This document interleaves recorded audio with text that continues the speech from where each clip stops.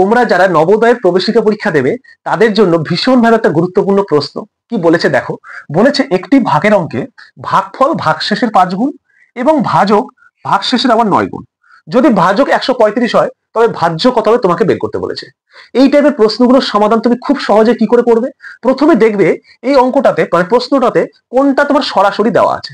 এখানে দেখো সরাসরি ভাজকটা কত হবে সেটা দেওয়া আছে, তো যেটা সরাসরি দেওয়া আছে সেটা প্রথমে লিখে নাও। তাহলে আমাদের দেওয়া আছে ভাজক, তাহলে ভাজকটা আমি লিখে নিলাম, ভাজক সমান 135, এটা দেওয়া আছে। এবার আমাকে বাকিগুলো যেতে হবে, মানে বাকি সম্পর্কের মধ্যে কি দেওয়া আছে দেখো, এখানে সম্পর্কগুলো দেওয়া আছে ভাগফল ভাগশেষের 5 গুণ, আবার দেওয়া আছে ভাজক ভাগশেষের 9 গুণ। তাহলে আমরা যদি আরেকটা ভাজক পাই তাহলে সেই ভাজক হিসেবে সমান করে একটা মান পেতে পারি। তাহলে ওখানে আবার আছে ভাজক ভাগশেষের 9 গুণ। তাহলে এখানে আবার বলে দেওয়া আছে ভাজকটা কি হবে, ভাগশেষের 9 গুণ, মানে ভাগশেষ যা হবে তার সঙ্গে 9 গুণ হবে, এটা বলা আছে।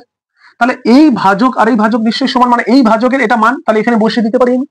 তাহলে বসিয়ে দাও, তাহলে এখানে বসিয়ে দিলাম ভাগশেষ গুণ 9 সমান 135। তাহলে এখান থেকে আমি ভাগশেষটা পেয়ে যাব, ভাগশেষ সমান 135, এখানে গুণ আছে তাহলে ভাগ হবে, তাহলে কত হবে, এটা 15 হবে। তাহলে আমি পেয়ে গেলাম ভাগশেষ সমান 15। আগের সম্পর্ক কি আছে, ভাগফলটা আবার ভাগশেষের 5 গুণ বলেছে, তার মানে ভাগফলটা কি বলেছে, ভাগফল সমান ভাগশেষের 5 গুণ। তাহলে ভাগশেষ কত বলো, 15। তাহলে এই 15 কত গুণ বলেছে, 5 গুণ, তাহলে 5 গুণ করে দিলাম। তাহলে 5 15 কত হলো, 75। তাহলে আমার ভাগফল পেলাম, ভাগশেষ পেলাম, ভাজক পেলাম। আমাকে বের করতে বলেছে কি, আমাকে বের করতে বলেছে ভাজ্য। তাহলে ভাজ্যটা নিশ্চয়ই বের করতে বলে, কারণ ভাজ্য বের করার সূত্র তো তোমরা জানো। তাহলে ভাজ্য কি করে বের করতে হয়, তাহলে ভাজ্য সমান কি হয়, ভাজক গুণ ভাগফল, তার সঙ্গে যোগ করতে হয় কি, ভাগশেষ। এবার বসিয়ে দাও মানগুলো, ভাজক কত 135, ভাগফল কত বলো, ভাগফল বের করলে এখনই এই যে 75, এই দুটো, এবার যোগ ভাগশেষ বের করেছো 15।